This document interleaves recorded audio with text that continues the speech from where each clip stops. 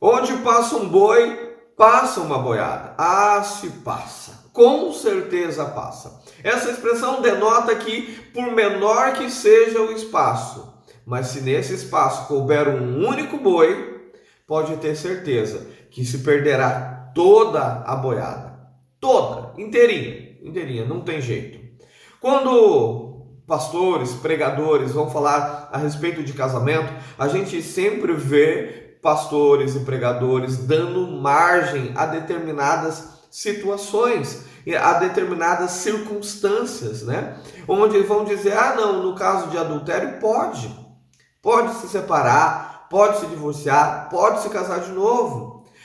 No caso de abandono, pode isso, pode aquilo. E a gente vai vendo exceções sendo abertas. Exceções sendo abertas. E pasmem, os casamentos atuais de povos que se dizem cristãos já ultrapassam as exceções. Já não é mais uma exceção e também é validado por esses pastores e pregadores. É incrível, mas o adultério não está surgindo da cabeça maligna, diabólica do próprio Satanás, e sim do coração impuro, como dizem as Sagradas Escrituras. O adultério está surgindo, está nascendo, está sendo plantado, está sendo regado, está sendo nutrido por aqueles que deveriam defender a palavra do Senhor e negar qualquer possibilidade de separação, divórcio e novo casamento com o cônjuge vivo, que é o que diz as Sagradas Escrituras. Mas não é isso que nós temos visto. O que nós temos visto é pastores liberando, literalmente dizendo, tá na bênção. Que bênção, meu querido? Que bênção! Se a bênção de Deuteronômio 28 diz que se atentamente nós dermos ouvidos à voz do Senhor, tendo o cuidado de guardar, de praticar tudo aquilo que Ele tem nos ordenado, as bênçãos viriam e nos alcançariam. Mas se nós não fizermos, nós não estamos na bênção, nós estamos na maldição. E há dois casos, é óbvio que eu não vou citar nomes aqui, mas talvez você faça a correlação. Há dois casos, um de um pastor, por exemplo, onde não há notícias de que tenha havido um adultério, não há notícias de que tenha havido ali a cláusula de exceção, que eles tanto negam, né, que eles tanto dizem aí, e aí houve a separação, o divórcio e um novo casamento. Ao ser questionado, este pastor disse, não houve adultério, nem de uma parte nem de outra. Então, onde está a possibilidade de um novo casamento? Nem mesmo eles respeitam os apontamentos que eles fazem. Nem mesmo eles. Há um outro caso de um casal, e isso está recente agora na mídia, um casal que ambos deram entrevistas e ambos se separaram, se divorciaram e se casaram novamente. E o relato do rapaz eu lutei. Eu fiz aquele livro, Prova de Fogo, lá, fiz não 40 dias como manda o livro, mas eu fiz 80 dias e mesmo assim ela queria ir embora, então ela foi embora. Ela, por sua vez, ao dar a sua versão da história, ela vai dizer não. Ele era um excelente marido, um excelente pai, estava tudo bem no relacionamento, estava tudo bem no casamento, estava tudo perfeito, só que eu não estava feliz. Aonde que diz no texto bíblico que quando você não está feliz, você pode se divorciar e se separar? Porque não houve adultério, segundo o relato dos dois, não houve adultério. Segundo o relato dela, que decidiu ir embora, que decidiu por se afastar, ele era um cara, entre aspas, perfeito. Ele era um bom marido, um bom pai, o relacionamento estava ok, estava tudo bem, não tinha problema de grana, não tinha problemas nesse sentido. E não teve cláusula de exceção nenhuma. E no entanto, ela não se sentia feliz no relacionamento e simplesmente deixa o relacionamento com o aval dos seus pastores. Se separaram, se divorciaram e se casaram novamente. Os dois estão em um novo casamento com o aval dos pastores. Mas como? Que respaldo bíblico? Não tem cláusula de exceção. Aí, a exceção que se aponta, ela não queria mais. E aí vamos lá para 1 Coríntios, capítulo 7, verso 15, vai dizer, se o descrente quer ir embora, então você está na bênção. Mas, pelo relato, não é um descrente, é um crente, né? Como é que faz daí? As cláusulas de exceções são apenas desculpas esfarrapadas para se passar um boi, quando na realidade dos fatos se passará a boiada inteira. Porque quando você abre espaço, quando você dá legalidade para algo atuar, querido, você dá legalidade para todas as irregularidades. Não tem essa. Não tem essa. Diz respeitar princípios bíblicos com a desculpa, não, eu tenho um salvo-conduto, eu tenho aqui uma margem, eu tenho aqui uma exceção. Olha, em todos os casos não pode mesmo, mas neste caso pode. E quando surgir um caso que você realmente quer se separar, que você realmente quer se divorciar, como é o caso desse casal, por exemplo, que não encontra margem, aí você vai inventar. Aí você vai tergiversar, você vai inventar um monte de coisa, de asneira, de besteira, para justificar a sua ida embora. Na realidade, o que nós estamos vendo hoje é uma prostituição espiritual. A igreja tem se prostituído, a igreja tem dado margem para as pessoas fazerem o que bem entende. Essa ideia de que a graça resolve todos os problemas e você pode andar o mais impuro possível, que a graça vai te limpar, que a graça vai te purificar, isso é um erro. A Bíblia nos chama a viver em santidade e viver de acordo com a sua vontade, com o seu querer, e não viver de qualquer jeito, de qualquer forma, como se a graça fosse ali um multiuso. Errou, vacilou, pisou na bola, então vem a graça e limpa e vai fazer de novo. Isso é um erro. A graça nos capacita a viver uma novidade de vida, não uma vida antiga. Não a vida antiga. É fato que a Bíblia diz que se nós cairmos, nós temos quem nos ajuda a levantar. Se nós errarmos, nós temos um advogado. Mas preste atenção, a mesma Bíblia que diz que se isso acontecer, nós temos um socorro, a Bíblia também diz, olha, cuide para que você não caia. Não é para você andar de forma displicente, é para você andar de forma cuidadosa. Não é para andar tranquilamente na rua aí como se não houvesse obstáculos, como se não houvesse empecilhos, como se você não pudesse tropeçar e cair. Não, é para andar com cuidado, com cuidado. Quem anda de forma imprudente, querido, a graça não está sobre ele. A graça está sobre aquele que está trabalhando para viver uma novidade de vida, que está trabalhando para ter o cuidado de servir ao Senhor, de guardar os mandamentos, de guardar os princípios. E isso precisa ser levado em consideração.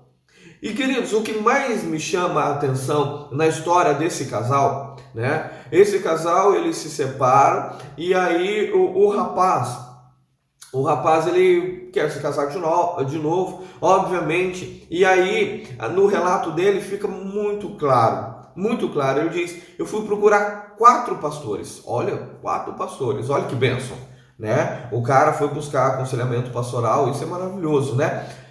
Mas tem um porém, ele diz, eu fui buscar 4 pastores amigos, queridos. Você certamente já assistiu o filme policial, né? Certamente você já assistiu. E no filme policial tem um clichê que é muito verdadeiro, onde quando o investigador, o policial investigador lá, ele tem uma relação pessoal com o caso ali, se aquele caso está ligado a ele direta ou indiretamente, ou se quer traz ali lembranças de algo que ocorreu na vida dele, imediatamente o seu superior diz: olha, eu vou te afastar porque isso se tornou pessoal demais para você e isso vai interferir no seu julgamento. Você não vai pensar com clareza, você não vai agir como uma pessoa imparcial, mas com total parcialidade. Você já deve ter visto isso, né? E quando nós procuramos aconselhamentos de pessoas amigas, onde essa pessoa terá ali o papel mais de amigo do que de pastor, nós incorreremos num erro gravíssimo.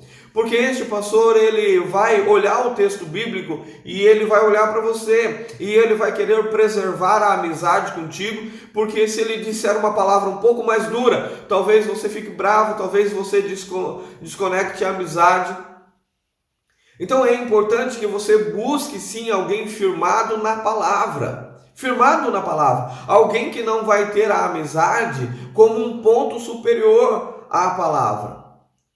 E isso nós temos visto ocorrer muito mesmo, onde as pessoas estão procurando validações. Ou seja, eu quero tomar uma atitude, penso que essa atitude seja correta, e então eu vou procurar alguém para validar isso. Você não quer ouvir o contra, você não quer o contraditório, você não quer ouvir verdades, você quer alguém que te confirme isso. E se lhe restar alguma dúvida, você vai procurar uma outra pessoa que também confirme aquilo que você quer ouvir. E no caso desse casal, por exemplo, né, o rapaz ele conversa com 4 pastores amigos. E todos os 4 pastores amigos lhe dão o mesmo conselho: tudo bem. A realidade é que não está tudo bem. A realidade é que os textos bíblicos foram ignorados e até mesmo a ideia de exceção bíblica que eles dão para o texto também foi ignorado. Nem mesmo se cumpriu a própria exceção que eles deram. E mesmo assim eles disseram: tudo bem, deram o aval para algo errado, porque foram manchados em seus julgamentos, não estavam corretos na sua forma de julgar, de analisar o caso, agiram mais pela emoção, mais por cuidado, zelo com a pessoa e não cuidado e zelo com a palavra do Senhor. E nós temos visto isso nos casos cotidianos. Nós temos visto isso em muitos casais que se separam. Quantos e quantos são os relatos que eu recebo de que o homem foi embora de casa apoiado pelo pastor da igreja. A esposa foi embora e o pastor deu o aval para ela ir embora. E não houve nenhuma cláusula de exceção para isso. E mesmo assim o pastor deu o aval, o pregador deu o aval. Então a pessoa, ela vai para o pecado com o reforço de que ela está fazendo a coisa correta, com a falsa ideia de que ela não está fazendo nada de errado, e ainda que no seu interior, aquela noção de Romanos lá, capítulo 1, onde tudo nos lembra que Deus está ali, que Deus está agindo, que Deus está operando e que Deus está julgando as nossas atitudes. Quando aquilo pesar dentro dela, o que vai vir na mente dela também é que o pastor, aquele homem de Deus, entre aspas, deu o aval, que ele podia, que estava tudo certo, que estava tudo bem. Este é o grande problema. E na maioria das igrejas é isso que tem acontecido. Na maioria das igrejas não se investiga por que o homem está no segundo casamento, por que a mulher está no segundo casamento. Não se procura saber se houve a cláusula de exceção, pelo menos, né? Nem isso eles querem saber. Simplesmente dizem: olha, você precisa se casar, você precisa formalizar isso para ficar tudo certo, tudo bonitinho. Mas o fato é que não tem-se o menor cuidado com a palavra do Senhor. O cumprimento, a defesa da palavra do Senhor está sendo ignorado. E queridos, uma moça loirinha, bonitinha, sempre vai aparecer na vida de um varão. Ainda mais se esse varão for um bom pai, se esse varão ter uma fama de bom moço, bonitinho, agradável, ter uma boa fama, queridos, sempre vai aparecer uma loirinha bonitinha. A mesma coisa para a mulher, sempre vai existir, sempre vai aparecer aquele cara bacana, boa pinta, sempre, sempre, sempre. O fato é que não é porque apareceu que você tem que ir. Não é porque apareceu que está tudo bem. E queridos, vamos conversar uma coisa. O que mais acontece nas nossas vidas são coincidências. Coincidências. Eu pedi um sinal para Deus. Qual que é o sinal? Eu quero que, se essa mulher for uma mulher para a minha vida, que ela me dê uma Bíblia. Quais as chances de um cristão, entre aspas, um cristão dar uma Bíblia para outro cristão? Grande? Grande. Quando me chamam para algum evento, algum aniversário, a primeira coisa que eu penso é: vou dar uma Bíblia? Vou dar uma Bíblia. Primeiro porque é a Bíblia, né? E segundo porque a Bíblia não custa tão caro também. Então fica fácil. E aí o rapaz recebe a Bíblia. Pediu o sinal, dei uma Bíblia. Deu uma Bíblia. E adivinhe só, foi no aniversário dele. O aniversário é data comemorativa, né? É uma data de receber presente. E uma Bíblia é um bom presente. Uma Bíblia de estudo, rebuscada, diferente, é um bom presente. Aonde que está a resposta? Aí eu pedi uma Bíblia e me deu uma Bíblia. Tá. As chances de alguém no seu aniversário te dar um presente são grandes. São grandes. Ainda mais se tratando de famílias abastadas. A chance de te dar um presente é muito grande. A chance de um cristão, de uma família abastada financeiramente, te dar um presente é muito grande. Principalmente no seu aniversário. E uma Bíblia? As chances aumentam significativamente. Aumentam significativamente. E é aí que está a questão. O sinal está valendo muito mais do que diz as Sagradas Escrituras. Sabe por quê? Porque quem está no pecado quer validação, quer que seja concordado com a atitude que ele está tomando. Você acha que o seu marido aí, dona de casa, minha amiga, você acha que o seu marido não pediu sinais desse mesmo tipo? E coincidências, querido, acontece. Mas eu não falei, eu nem verbalizei, eu nem orei, eu só imaginei aqui na minha cabeça. Tá bom, querido? Já está com medo do diabo ouvir e aí agir antes de Deus? Vou pedir uma Bíblia, então vou fazer alguém dar uma Bíblia para ele entender de forma errada. Ele não precisa. Só a coincidência é suficiente para resolver essa questão. Para de bobagem. Para de bobagem. A gente está numa crendice muito grande. Estamos vivendo de superstições. Seu marido, dona de casa, seu marido já pediu sinais assim. E a coincidência aconteceu. Mas isso não significa que seja a vontade de Deus e nem muito menos que Deus tenha respondido aquele sinal. Não significa isso.